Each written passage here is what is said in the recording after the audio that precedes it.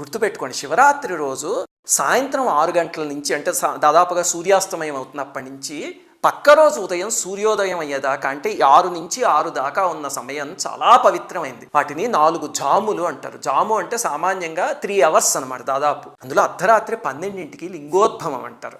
ఆ సమయం పరమ పవిత్రమైనది. అందుకని మీకు కుదిరితే లింగోద్భవం దాకా లేచుండి ఆ సమయానికి అభిషేకం చేయడానికి ప్రయత్నించండి. కొంచెం అభిషేకం చేసిన 5 నిమిషాలు చేసినా సరే అపారమైన ఫలితం. అలాగే ఎన్నిసార్లు చేయాలండి అభిషేకము అంటే సామాన్యంగా ఏకాదశ రుద్రులు అంటారు పరమేశ్వరుడు యొక్క 11 స్వరూపాలు.